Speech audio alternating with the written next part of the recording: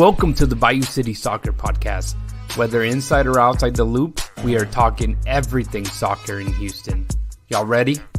Let's get it.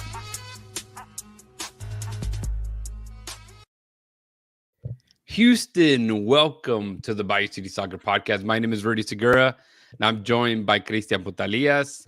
What's up, man? How you doing? Good.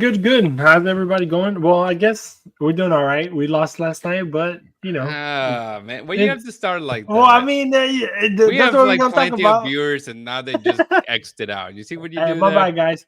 Welcome back, everybody. Sorry if I brought it down, but you know, we gotta be realistic. But no, I'm doing good. How you doing, Rudy? Not too bad, man. Also joined by Manny Olivares. How you doing, bro? Pretty good. Not trying to be negative. That's like Christian, man. Christian always bringing the negative vibes. Why'd you guys have to burst people's bubbles, man? But we should be we were joined a little earlier by Dustin Richardson, El Jefe. So hopefully he joins back up. He said I don't know, his headphones or something weren't working. So and Joey today, let's everybody sing happy birthday to Joey. So let's all do it together, guys. Today's Joey's birthday? Yeah, today's his birthday. What? This fool. All right. Just because of that, you get to sing it in Spanish. Go for it. Okay, so this is the thing, right? I don't know, because like every country does it differently. I thought for the longest. That's why I wanted to know yours. Yeah. I mean, mine is pretty simple. It's que los cumpla feliz, que los cumpla feliz, que los cumpla el Joey, que los cumpla feliz. That's not bad, actually, yeah. I mean, it's pretty simple.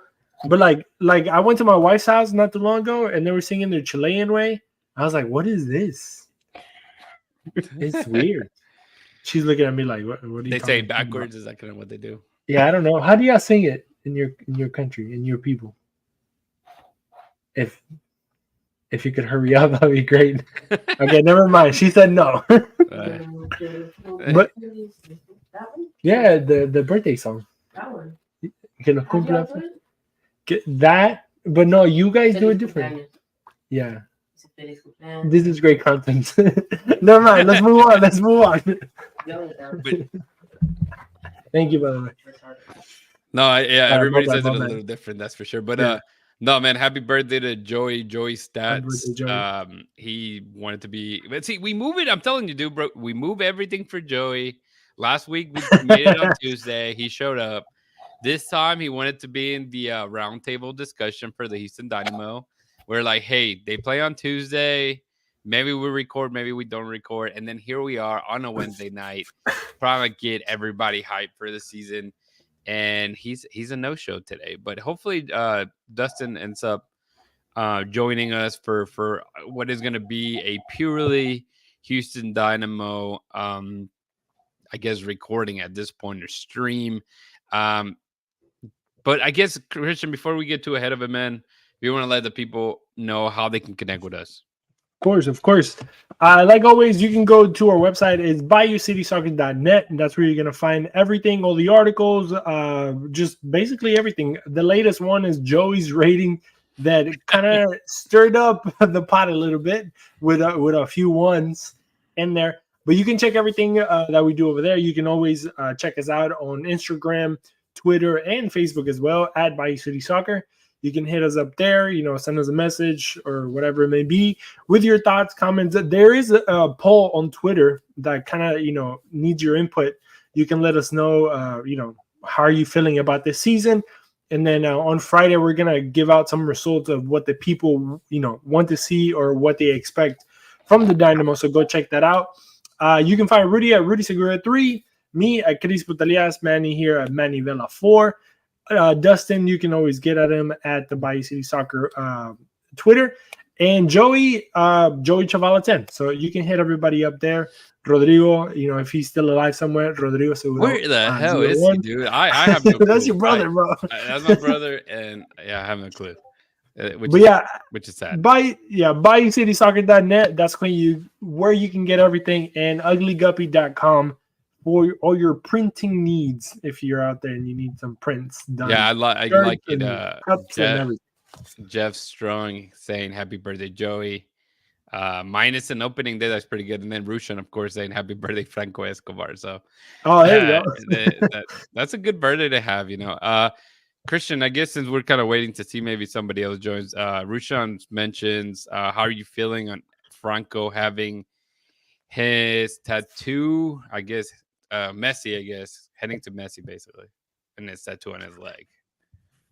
What do you feel about? It's a little awkward, right? Like, imagine going up to another grown man and be like, "Hey, I have your face on my leg." Bro, like, I didn't want to say anything, but yesterday I got your face on my back. You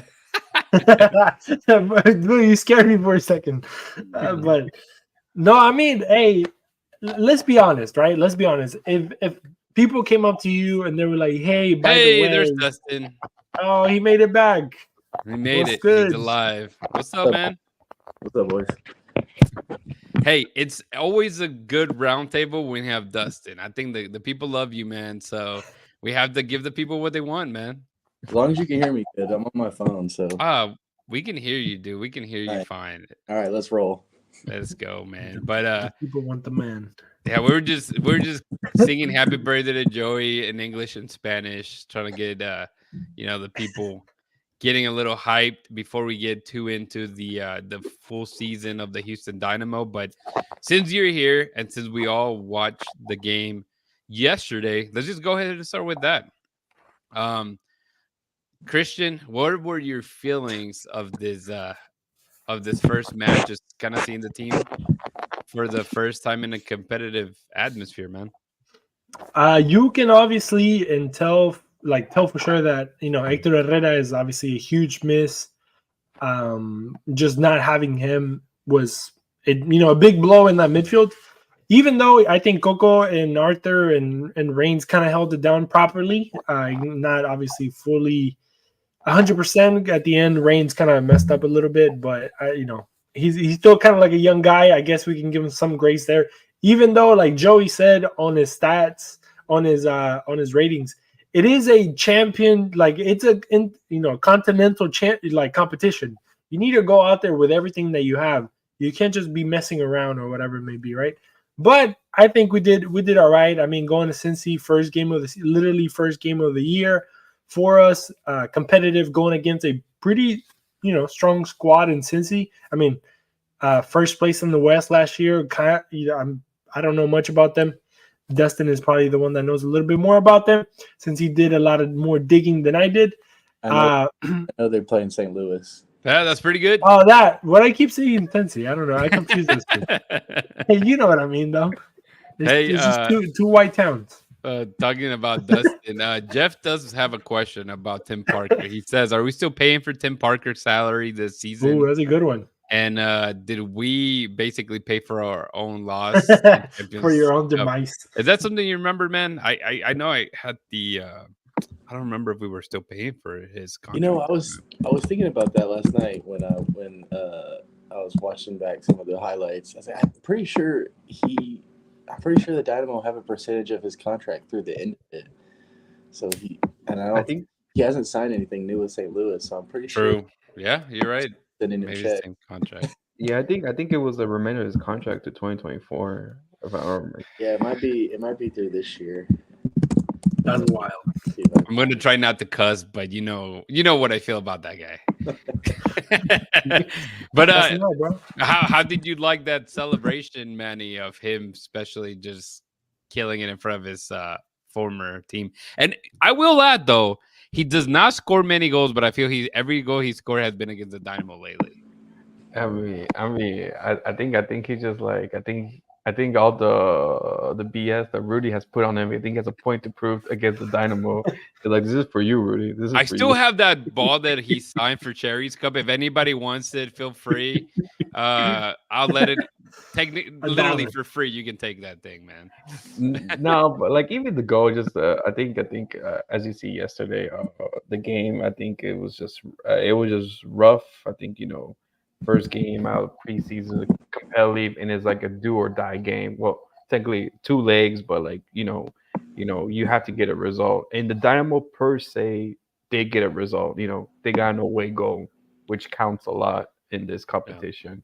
So if the Dynamo win 1-0 the next at home next week, that's it.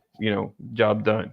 Yeah, I You think know, Dustin, you tend to be the Mr. Pessimistic, and out of the predictions, I was probably the one with the ugliest scoreline being 3-1. You guys hit it on 2-1.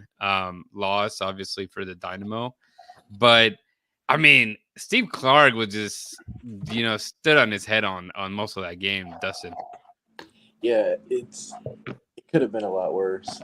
Right before Parker's goal, Clark made like two or three big saves. Those two like right in a row, and then I think he made another one on a dinner run, like when he cut in from the left side and shot from like the top of the box, and Clark dove to his right.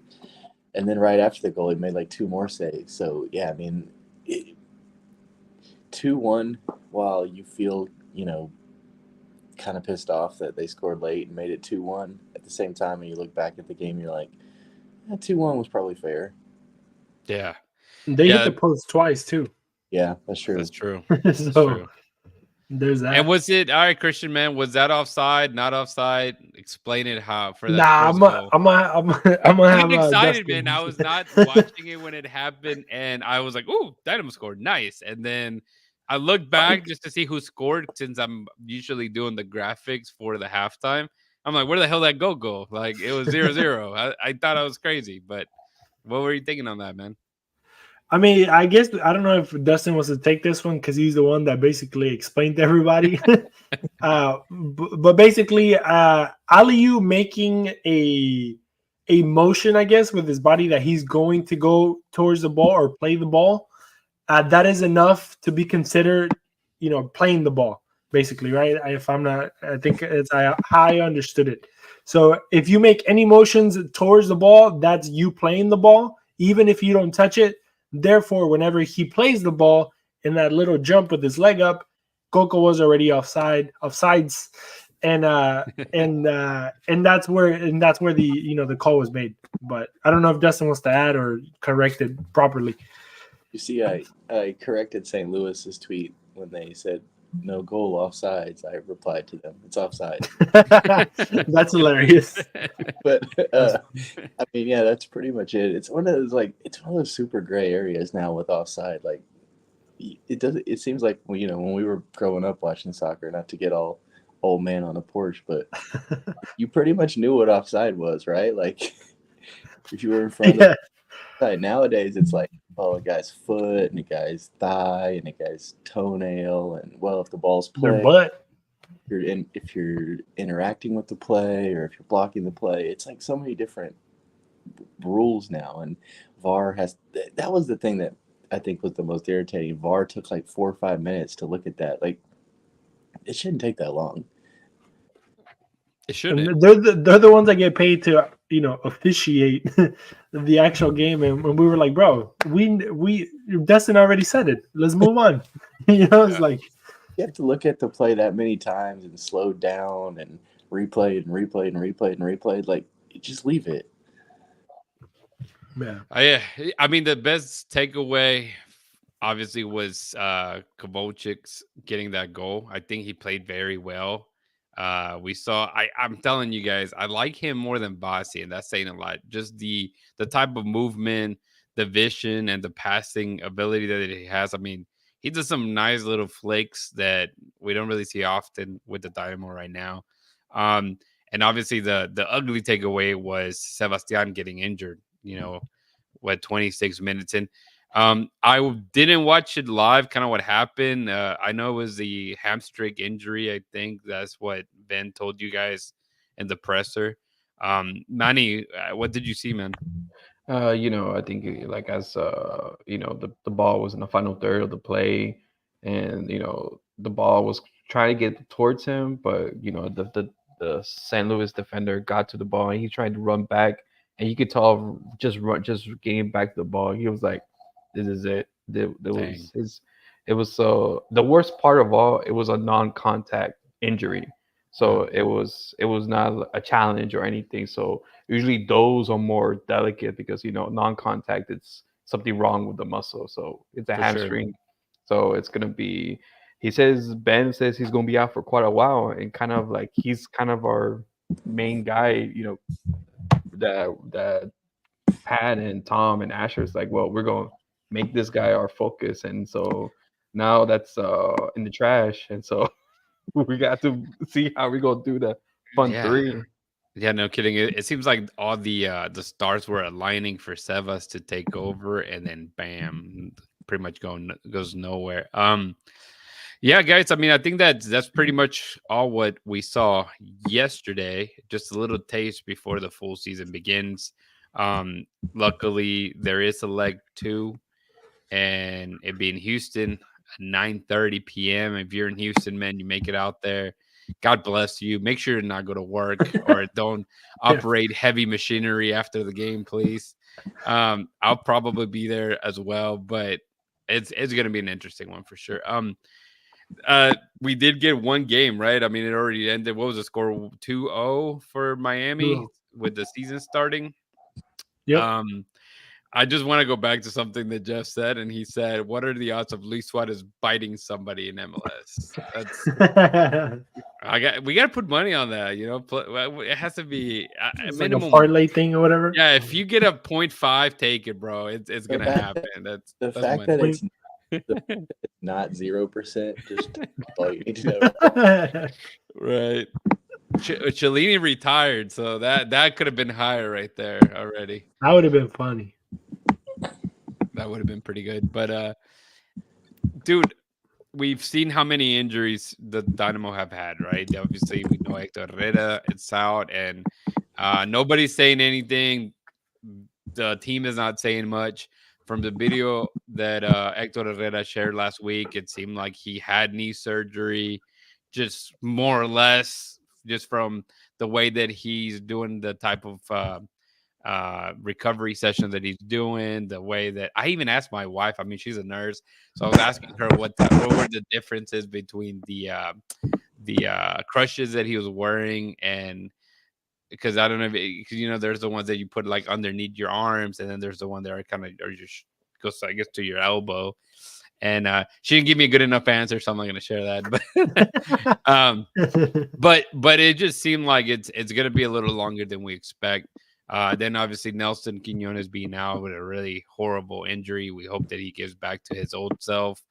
And now you're dealing with your striker probably out quite a few months as well.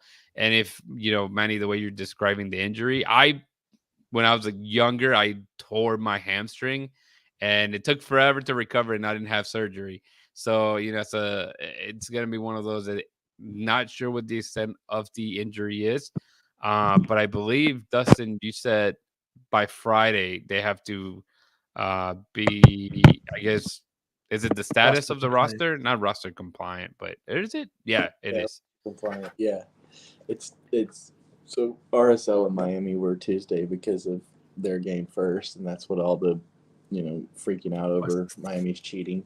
Cheaters. But the rest of the league plays Saturday, so they have to be compliant with the league by Friday. I mean, we'll see what we get from the Dynamo as far as like game notes or an official roster. I mean, technically they're supposed to be an injury, like an availability report too, so we'll see if that comes out, but that's really just going to say out Hector Herrera. It's not going to say like for how long, right. So I don't know, like you said, they've been very quiet about it and very kind of secretive, which kind of makes you worry a little bit, because you feel like if it was just like a month or something, they'd be like, oh, he's out for 4 weeks and he'll be back. Right. So yeah, the longer he's rehabbing and basically not in Houston, like getting back up to game speed, I think it's a little more worrying. I agree. And just taking a little bit of what the match that showed us yesterday, I feel like Ben Olsen, set up his team well with the squad that he has. And then you take another, again, major injury. It's going to be a lot of plug and play, and it's probably not the best scenario to start with. But one of the best things that he mentioned on the game or after the game was that, every season is different. We know that. And then, you can get hot early, you can get cold later. So you're trying to just, at this point, just stay above the water line. And, hopefully you get Hector Herrera to come back and all that possibility of, whether they use that DP spot. At the end of the day, I think you just don't want to rush into anything at this point, especially as you continue to add what's it called? People to that injury list. So it's not good for sure. Bossy was another one out. Christian, yeah. No, I wanted to bring up Escobar because I think he's also part of this injury list, right? And I think is he really injured? Well, I don't know. That's what people are saying. But my point is, if the team trades for DeAndre Jedlin, I'm gonna be angry. I'm gonna be pissed. I don't like Yedlin. I don't know why. I just don't. I don't think he's good. But I mean, kind of. I don't know if you guys want to talk about this, but the whole Schmidt, right? Most of you guys kind of said that he didn't have a good game, and how much did we miss Escobar, and how vital it is to have not only Dorsey on one side, but like Escobar on the other. Right. I don't know if you guys want to throw some thoughts. Well, same thing with Tay Schmidt. He was able to start. You put him and Dorsey. It's a lot of like pushing up. It's hard to defend with two wing backs like that, and playing with a 4. Dustin would know. He's the coach, man. But yeah, I mean, it makes it difficult. But Manny, what are your thoughts on the question that Chris had? You muted. Let me see. I got you. Oh my god, check. I got you. As like Dorsey and Tate are like two type of wing backs that they all their focus is press in the midfield and the forward line. They get you up and get the opposition like in a counterattack. But what happens is that your defense and your midfielder is like exposed, and so with that and Escobar, hopefully it's just a one-day injury or not a possible trade. Hopefully he comes back. If not, maybe that was his birthday present. Maybe that's what he wanted to ask. Hey, it's like, Pat, I just have one pressing request. Get me to Messi. You never know. You never know. But I think the part of the question is like, okay, if he's gone, do we try back the Steris at right back? I think we have more solid the Steris and maybe Dorsey at left back, or even T. Schmidt, leave him at there so that Steris can have that balance in the defense and still have that cover needed. And Steris kind of, when he played that, he knew make the right runs, the right passes. He was never leaving no one unmarked at the same time. Sure. Dustin, you want to add something? Yeah, I mean that's pretty much it. Like it just changes a lot of the structure with Schmidt instead of Escobar. It makes Arthur have to kind of play deeper. He was kind of invisible yesterday. Yeah.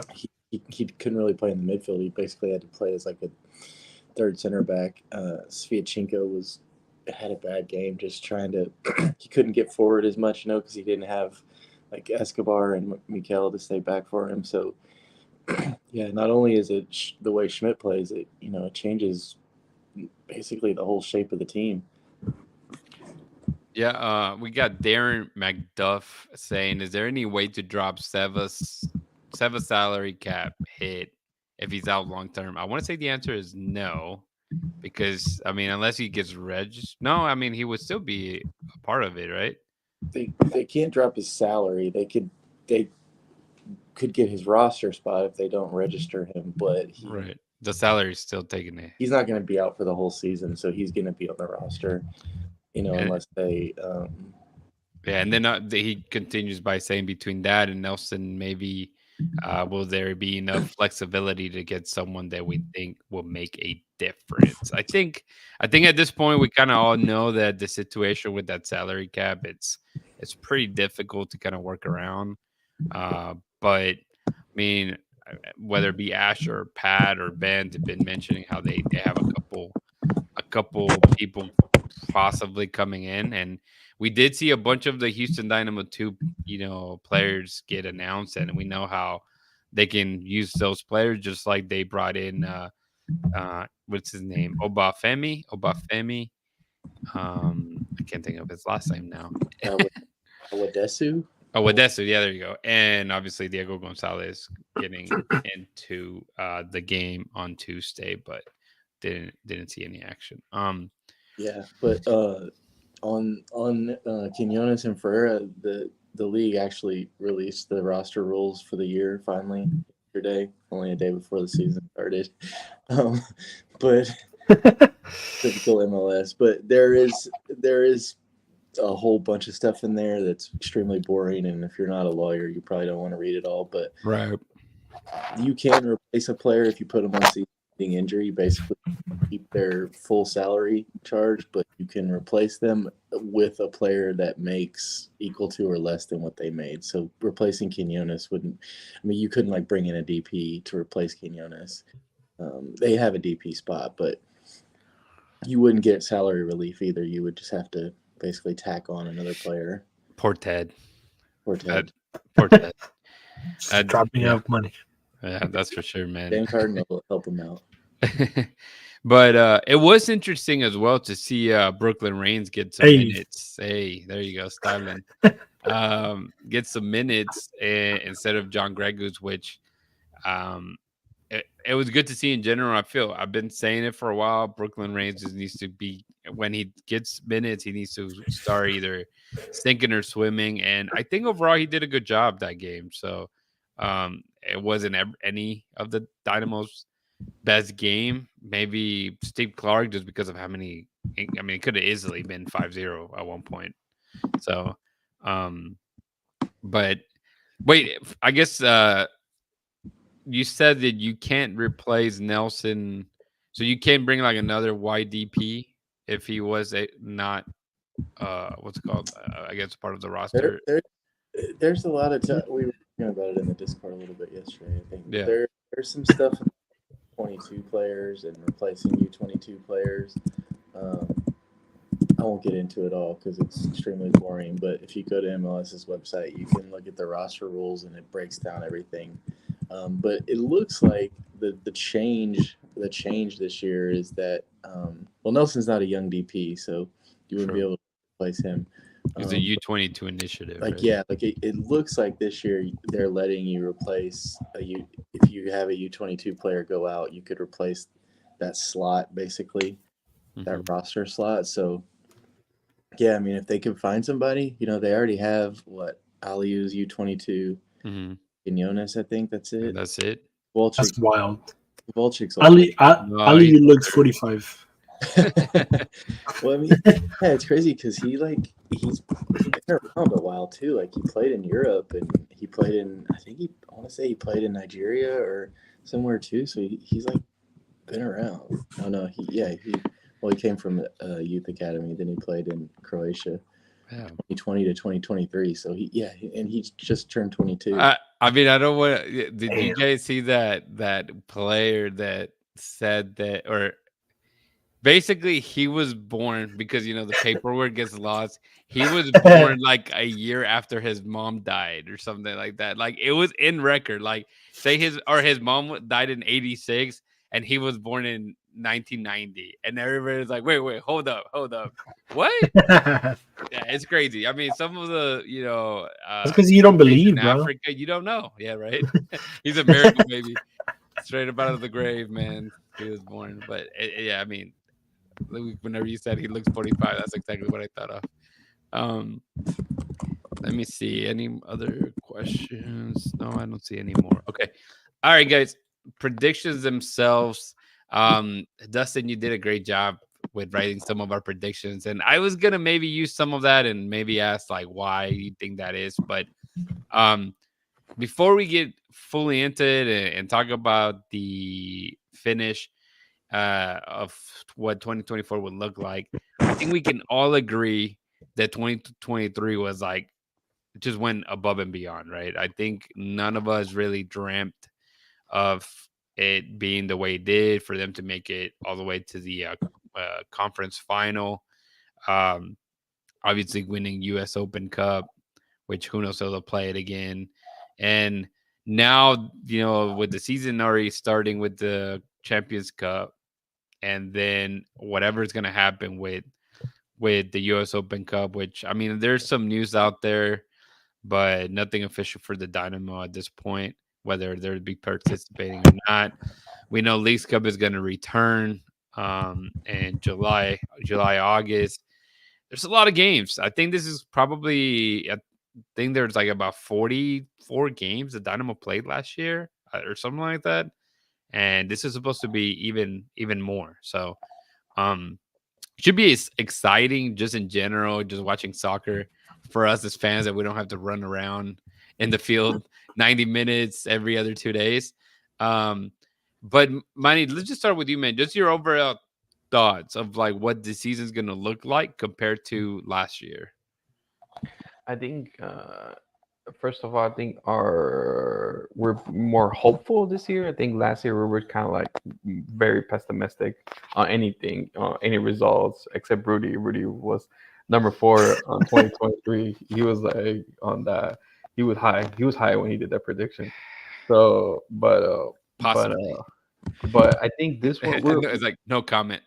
But I think this year we're more hopeful. We're more like, okay, the Dynamo can do something, but with just the preseason and even this game, just a bunch of injuries coming out of nowhere, and just the small additions, I think the team, as we saw yesterday, the team can at least do something with the players they have, but it's just those, I think, off the bench substitution, like who can relieve and see how back the players can come back. But I think, as Ben says, the season, you don't know how the season is going to turn out.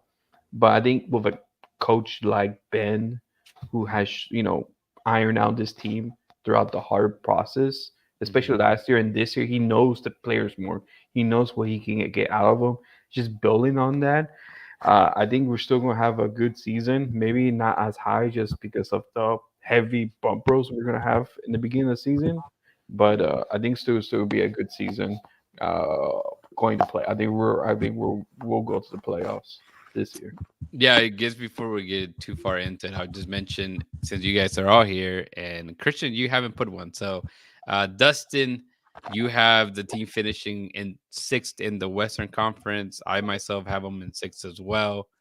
Joey, Manny, you have it in 7th. And then Christian, you didn't put one yet. So what are you thinking? We'll start with you. What are you thinking they'll end up in the Western Conference? I was too busy searching for soccer players that play in the MLS for a golden boot thing. These mother truckers made me look for 10 guys out of. You should have taken the field, bro. Bro, I was at work. I was suffering at work. I was like, I don't know who to pick. And then I would pick a guy. I had 2-3 choices, and then everybody would pick him. But whatever. We'll get to that. You should have taken Corey Baird. I should have. That would have been a good one. That would have been funny. But man, I don't know. I think I was actually thinking when Manny was talking about how you predicted, Rudy predicted the Dynamo to kind of come out in 4th place, and most of us in our group, we were trying to be realistic, and we were like, we'll make the playoffs, but maybe towards the last spots, right? Like maybe we'll go to that wild card round, whatever, and just kind of fight it off, but we'll make the playoffs barely. And because the way that we see it, or we saw it then, it was that our vision was obviously building a roster that will barely start competing in 2025, which is next year, right? And I still kind of have that mentality. I think this year is still kind of in that building process. I mean, when 2023 was an anomaly, and I think this year, I think we're still working on that. I mean, that's why not a lot of pieces were brought in. You still have to work on, shitty contracts from the past, just kind of rebuilding, spaces and kind of where to bring people, where people, let some people go. I think this year we let some people go that, were kind of extra, and they've been putting in work. When I say them, like Pat and Asher, they've been putting in work, trying to, bring in some young guys. Obviously, all these injuries don't help at all, because, you want to build a okay team and then have an okay depth to kind of help you compete with all these competitions that we're having. Like you were saying, we're gonna have so many games, and I don't even do anything, but you know, I want to see you sweating, bro. Yeah, I'm gonna go play this Friday, and I'm already hurting because I haven't played for like 3 months.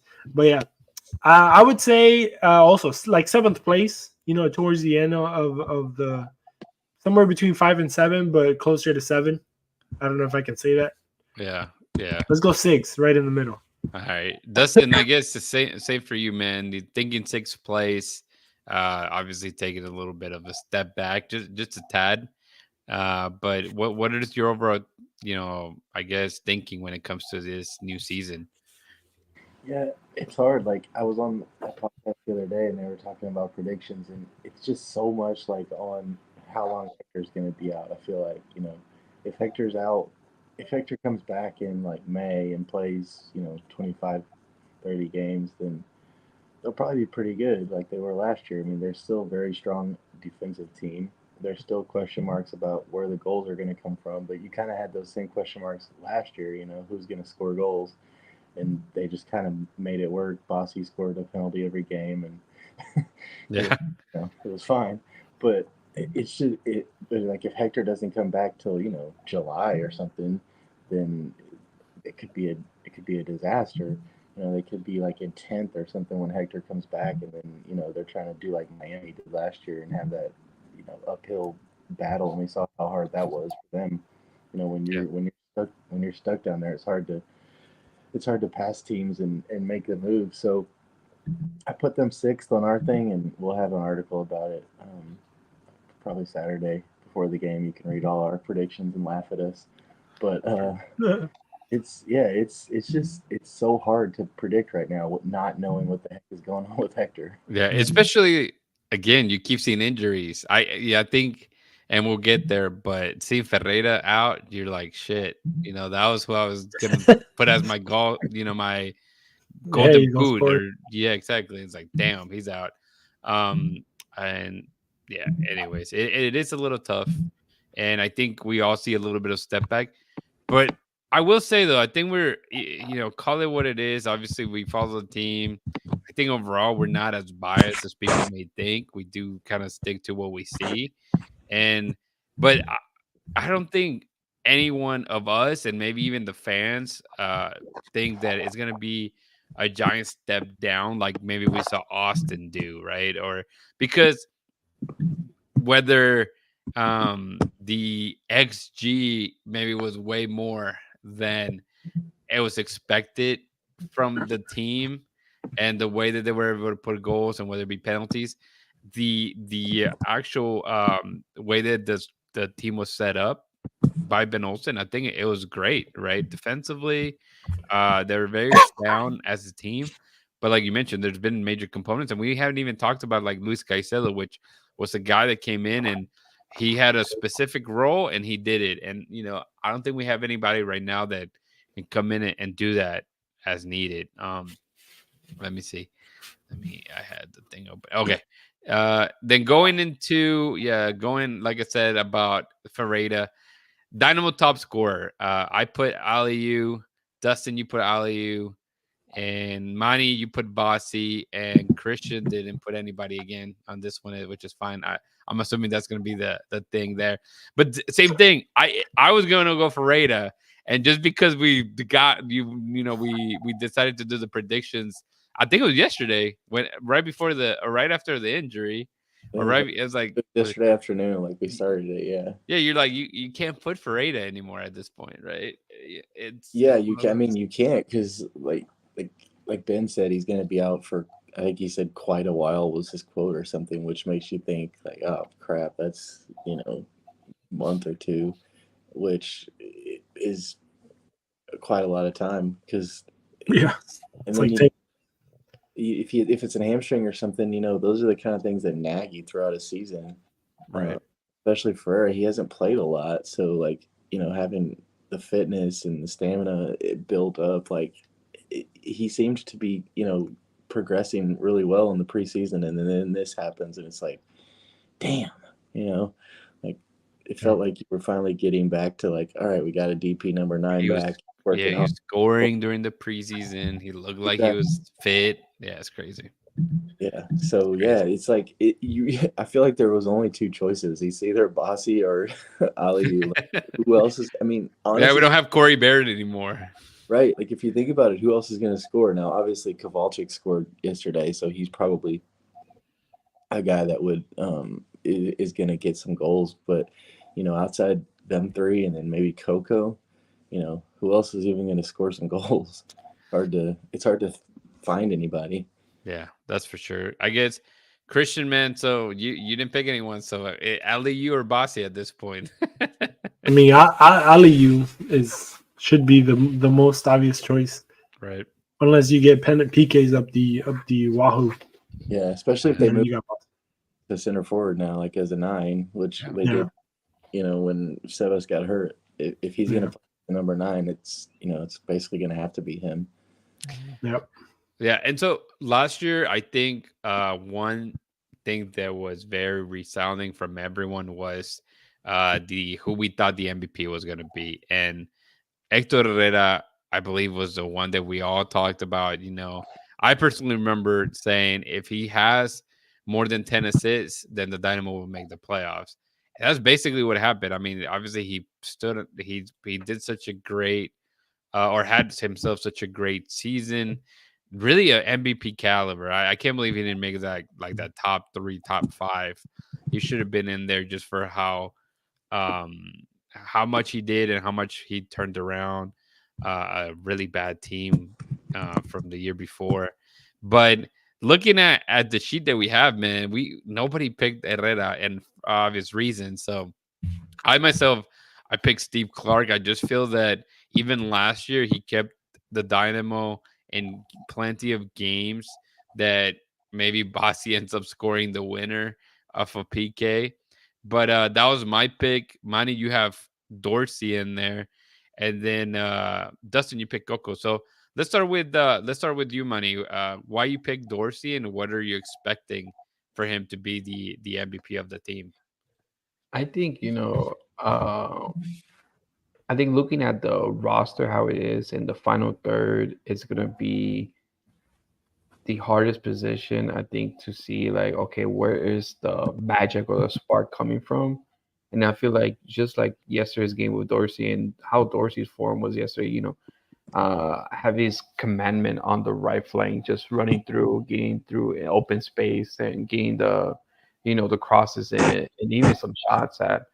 I think, if he, after the confidence that Ben and the contract, of course, but just to push him just a little bit more, I think that right flank and that opportunity for scoring, I think Dorsey is going to have a real huge impact with the absences that we have. And I feel like if he continues that, if he grows and get more assists, I think he will change the dynamic of the Dynamo, as in getting more goals into the net and having more of an attacking threat, more than he is right now. Yeah, and going into Dustin now, you picked Coco Carrasquilla. Obviously, within sometime early this week, if I'm not mistaken, we found out that he gets a contract extension. New contract for the Panamanian goes all the way to 2025 with, I believe, a club option for 26 and 27. What are your thoughts on that? I get to begin with, since we haven't touched on it, on just him staying and what will it take for him to be the MVP for the team? Yeah, I mean, I think, giving him a new contract obviously makes sure he doesn't walk for free, when his contract was going to end. I think it was this coming summer or next upcoming off season. Yeah, so, I think it was in the summer. Like next January, maybe. So, yeah, I mean, it doesn't mean like he's going to stay with the Dynamo till 2027. We've seen that with guys across Europe. They get new contracts, then they get sold a year later. So you can still transfer them, but it just gives you a little more negotiating power now, because you don't have to feel like you're just having to take an offer because he's going to leave anyway, kind of thing. Now you can wait until you get basically exactly what you want. But as far as Coco being the MVP, I just feel like you're gonna kind of have to just let Coco be Coco, and what I mean is like he's gonna kind of have to run the show with Hector out. Like we saw how vital their midfield was last year with Hector, and Hector basically doing everything right. Like it was Hector taking corners, Hector taking free kicks, Hector, going to get the ball back from the defenders, Hector getting into the box on the attacking, Hector getting all these assists. So I just think somebody's going to have to fill Hector's role, and hopefully it's Hector. Right. Not and not too long. But in the meantime, like I hope, I would like to see the Panama version of Coco, the one we see in wears the red and white for Panama. He's like a machine. He won best player at the Gold Cup last year. If you watch the Gold Cup, you're like, this guy's incredible. Mm-hmm. And then Dynamo fans are like, where's this Coco? Why can't we have this Coco? So I feel like you kind of just have to let him turn into Panama Coco, where he just is the man and he does everything. Yeah, I mean, and if he has a really good season, which is obviously what the Dynamo are looking at with this new contract extension, then you can probably will see him leave in the summer, or I mean, you would hope he leaves in the summer, just because you'll probably get more and a better deal than if he left in January, of course. So after the season, but with so many injuries, you kind of do see like a blessing in disguise of like, okay, we have Coco. Like you don't feel as bad with Hector being out, and it was good to see him play a little further down and not out wide on Tuesday. Sorry. So that's a little silver lining, I guess, at the end of it. And Christian, then in your case, man, again, you haven't picked an MVP. So who you're thinking that would be the Dynamo MVP in 2024, and why? So I'm really leaning towards Coco as well. And kind of piggybacking on bro, you're not supposed to cheat from people's homeworks, man. I mean, let's be honest, there's not a lot of options. There's not a lot of options. But no, I was, before Dustin kind of said what he said, I was thinking the same thing. There's going to be, and it's funny because I was thinking also of how much, like, Pat was talking about he has a number for Coco that he wants to sell him at. And, I've been saying for the longest that maybe Coco doesn't fit that number. Maybe he's in a lower tax bracket than maybe Pat wants him to be at. And, obviously that's my opinion. He has this. They're trying to sell him like, well, I was going to say like a Brazilian, but a Brazilian you can probably get pretty cheap still, for the same age type of thing. So, yeah. No, I mean, for me, Coco is like a $4 million player. I think that's how much we paid for him. I don't know numbers, but obviously, but I think that's how much we pay for him. So I think, going 4 or 5 should be good enough. But obviously I think they're looking more 7-8 if my head doesn't fail me. But yeah, Coco, I mean, Coco, should be the player to, that needs to step up. I mean, when you don't have Ache in the midfield, he has to run it. You need somebody to be creative. You need somebody to put up passes. You need somebody to take care of the ball the same way Ache does it. I mean, we know that Ache is the most important piece in the whole team, maybe. And without him being there, Coco's going to have to step up and, like he was saying, be the Panamanian Coco, the Coco from Canada. And just kind of be the heart and soul of where the ball goes. We like to look at those heat maps or past maps or whatever, those maps that, Dustin and Joey look at all the time. And Coco has to be where, most of your MLS sickos. That's what I was thinking. Just imagine I'm just looking at the map and like rubbing the map and stuff. It's like, goddamn. Rubbing the map. That's weird. But no, yeah. But like when you look at those pass charts, I think Coco has to be where the ball kind of goes through the most if you want to be a successful team in the Dynamo. Kowalczyk, I think, could possibly maybe do some damage. I don't think, most valuable player for the team, but I think he can pan out to be something really interesting. But Coco, for the talent that we know he has already and the stuff that he has done with national team. I think the whole getting best player of the Gold Cup kind of put a target on his back in a way, a good target, in the fact that we know what to expect. So that's what we want to see in the club, realm as well, not only in the international. And like we were saying, Coco wants to move to Europe, and he has to prove that he's worth the money that they want, for him. So I think he's also not pressure, but a good healthy pressure to be like, hey, I'm the man now. I want to, further my career. He's only 24, which is wild too, because he also looks like 36. And it's like, okay, well, he's still young. He still has a few years he could put up, in Europe and La Liga somewhere, a Sevilla or, not a top tier Barcelona team or Real Madrid, but I can see him, in a Betis or, a club like that, just kind of killing it over there. And it's doable for sure. Thank you for coming to my TED Talk. Was it good? It was, yeah. Let's take it all in. But I think that's more than enough on the season preview. I mean, we'll go weekly on each game, but let's go ahead and finish off talking about the game on Saturday, man, the home opener. But Rushan does say something real fast. He said about, is it bad luck or bad form that there's so many injuries? I think it's probably bad luck. I don't think it's necessarily bad form, but if you think about it, the Dynamo were really lucky last year. There's only like 2 injuries, Tay Schmidt and Teenage Davey with his broken leg, and that was it.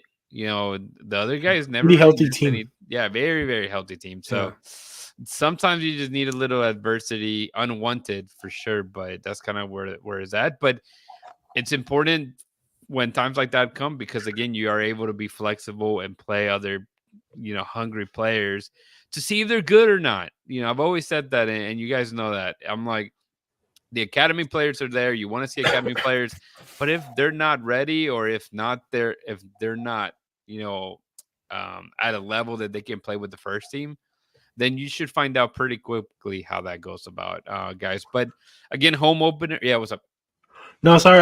I just want to throw in the fact that, the Houston Dynamo, they're building it for the first team. It's not going to be like maybe last couple of years that it was just a bunch of guys that were looking to move up, but they had no chances to move up, because they're already too old to be playing in a first team. If you don't make it to the first team when you're 24, 25, then you might, want to look at, with all due respect, but you might want to look at a different profession in a way, right? Yeah, shout out to Talon Maples over there going to hang out with. He's gonna go hang out in New Mexico, man, with Joey Chabela out there. You go. So, and I think that's a good move. At the end of the day, it's a better move than some of the other guys we saw, like Papendoye and a bunch of other guys that went to another MLS Next Pro. That, to me, that makes no sense whatsoever. But yeah, I agree.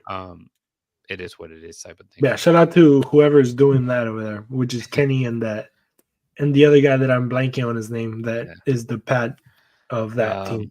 It was Roy Lassiter. Was it Roy? No. Oh, he went to Carolina. I see what you're talking about. Yeah. I forgot his name. Yeah.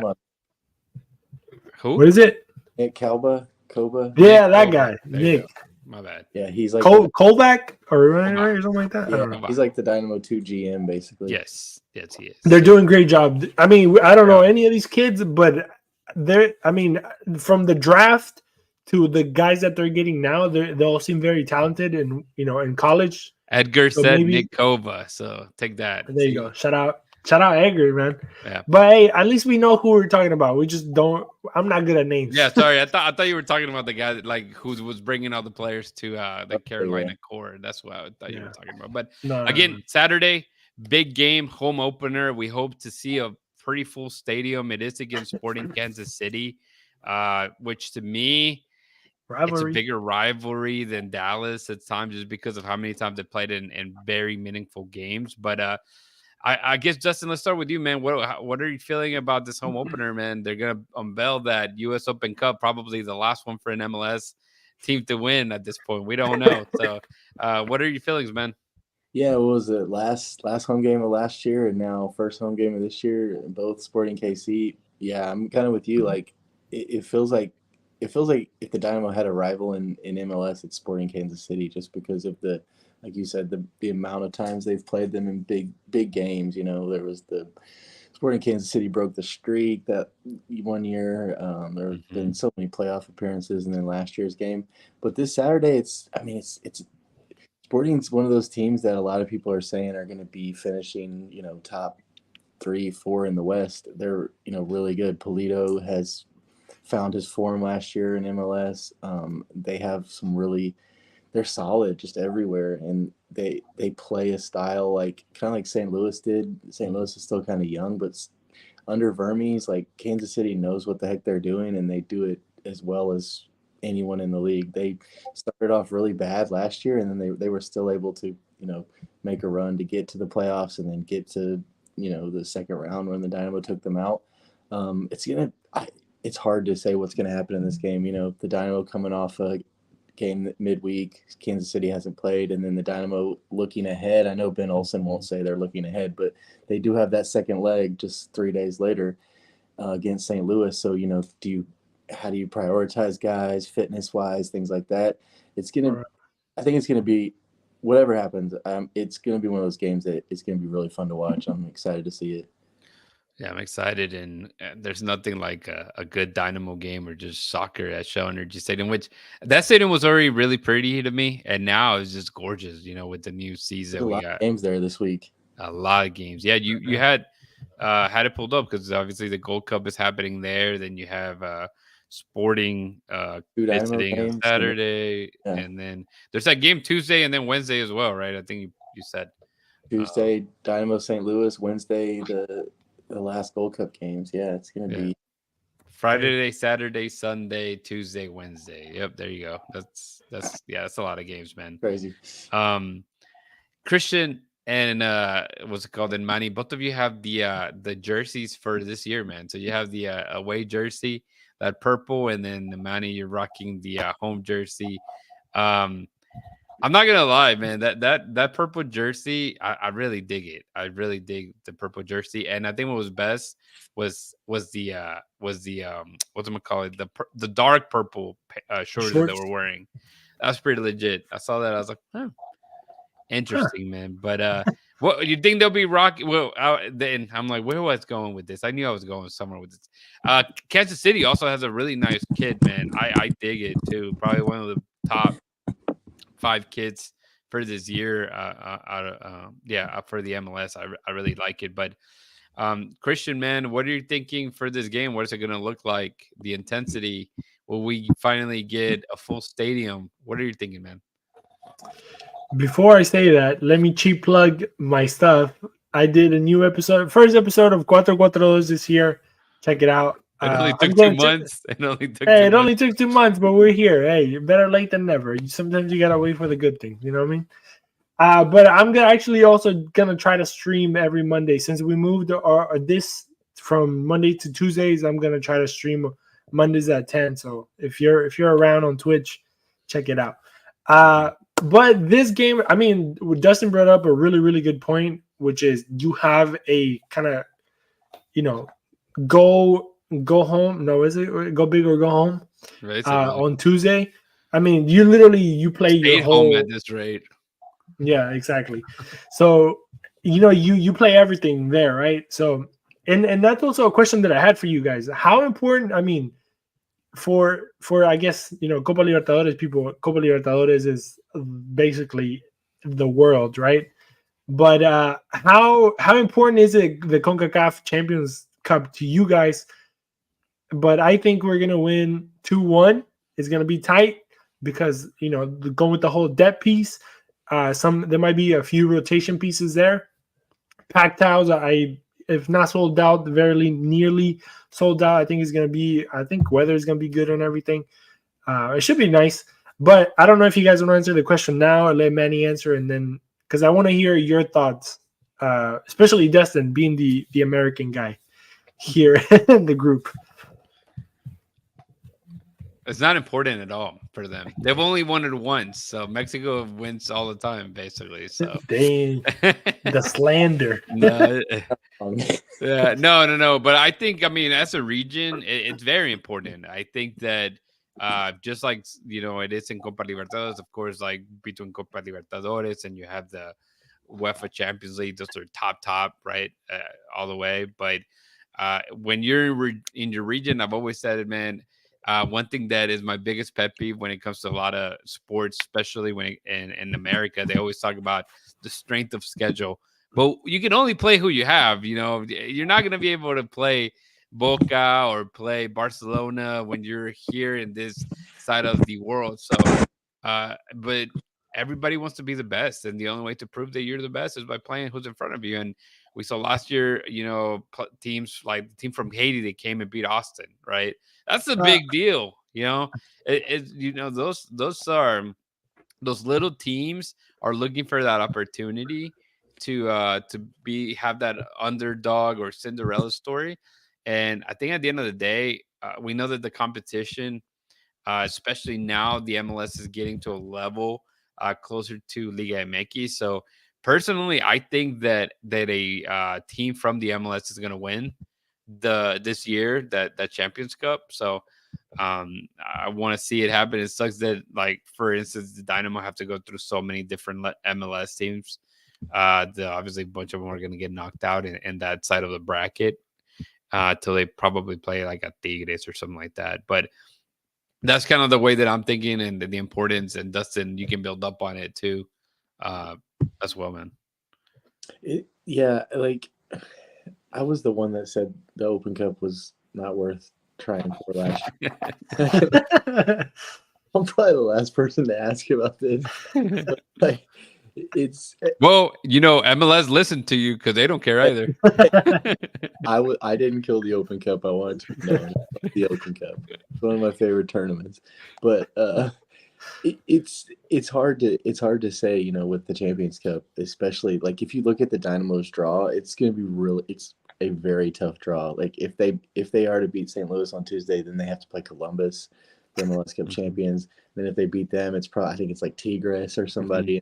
So it's like when you start to look at that and you kind of weigh it out, you're like, okay, well, maybe going out early and not having as many games isn't that bad of an idea. I mean, obviously that's not your mindset. They want to win every game. The professionals, Ben and those guys are going to want to win every game. But yeah, it'll be interesting to see how they handle Saturday, because Saturday you want to win that game. It's a home game in the league, and we know how important home games are for the Dynamo and MLS because of their road form. So getting 3 points at home to start the season against a rival, I think, is huge. Yeah, and I think surprisingly, there's been a lot of draws for the home openers for the Dynamo. I think the last 2 or 3 has been, draws for the first match, and not the best thing. And I'm sure, the Dynamo Twitterverse is gonna melt everything and burn everything down, as they already kind of did yesterday with the pessimistic attitude. With all due respect, people are tripping, bro. No, it's fine. But it's, again, it is a part of it. But no, I think like for Saturday, I'm thinking a draw.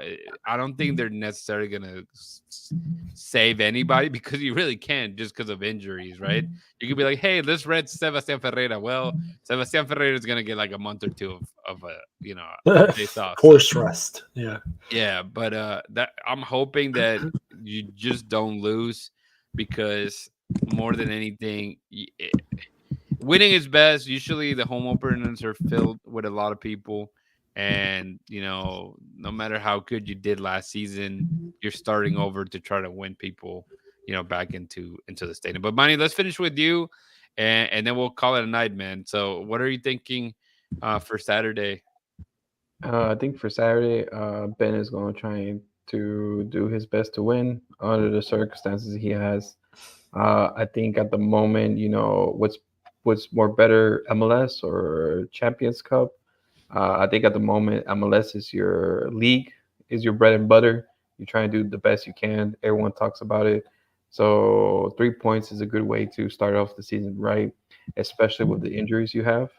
So I think 3 points is the most. I will go for a 1-0 win and try to do your best to recover it for Tuesday. I think for United States people, I think here in CONCACAF in general, it's like we don't have the history as for this region. Like we don't have the history. Like if you have Champions League and Copa Libertadores, you have hundreds of years of history. Here we just have like what 5 years, and then we change the name, then we change the other, we change the history. So it's like there's no history, and it's like it's hard to incorporate that history with heavy schedules that the region has already, and then it doesn't help that we complain that it's already busy enough. So but I think if you're going to focus on one thing, focus on the home opener. That's where everything's riding on right now, and that you're from there. If you have a good MLS season, you come back to Champions Cup next year. Right. Yeah. People can play, man. What is it? The USL Championship? Don't they play like 44 regular season games, and then obviously you add all the other tournaments like FA Cup, Carabao Cup, and a bunch of other cups in between, man. So, that's not that many games. That's not that many games per se. But Christian, what were you gonna say? No, because Manny was like, just kind of win it this year, and then worry, and then next year worry next year if you get to the Champions Cup. But it's gonna be the same thing because next Champions Cup is gonna. But then the rules gonna change because they're gonna add more teams. Probably. They always change. Yeah. So it's like there's no history. There's always changing. Dude, also Miami got a bye week or whatever. Or like they jumped the. But because whoever wants the MLS Cup, a cup, get it a major cup, not US Open Cup. Yeah, next year when Mbappe's playing for the Dynamo, like, dude, it's easy peasy, everything. But guys, thanks again for joining. Dustin, thank you for your time. I know you're always busy, man. And you're welcome. And Chris, but man, I guess tell the people how they can connect with us. Yeah, man. I like always, BayouCitySoccer.net. You can check out everything there. Go read the latest Joey's Tats ratings and go yell at him for his 1 ratings. And at the same time, wish him a happy birthday. And but yeah, you can check out Rudy at Rudy Segura 3, me at Gris with alias Dustin at Dustin Richardson with no O, or just get at him at the Bayou City Soccer Twitch. Or the Twitter. Manny Manuela Cuatro Rodrigo, whenever we found him, we'll let you know what's up with them. Joey Chavala 10. And then there's a bunch of other people, but I don't know their handles. So that's where we're gonna diet and kill it there. But BayouCitySoccer.net, Facebook, Twitter, and Instagram. That's where Rudy. And look for us at the home opener. We'll probably be doing fan interaction. Yes. So yes. That's gonna be fun. Come find us. We're probably gonna be we're probably gonna be in one spot, and then we'll let you know where, and then come find us so we can talk to you guys. For real, the closest to the media booth, right? And then this guy, and then he's like, I want to do less work. And then Rudy says that I charge $5 for pictures. They're completely free. I just don't know how to take pictures really well. My wife says I suck. Yeah, actually, if you're listening and you find Chris, take a picture and tag him. I want to see how many pictures he gets on the home opener on Saturday, man. I call. Hey, you can't take selfies and then send them to your family members and for them to tag you. Okay, hey, I know you have 5 kids and they probably all have social media accounts, but that doesn't count, Christian. Okay. Hey, bro, let me do my job. But all right, guys, don't forget to hold it down and keep it forever orange.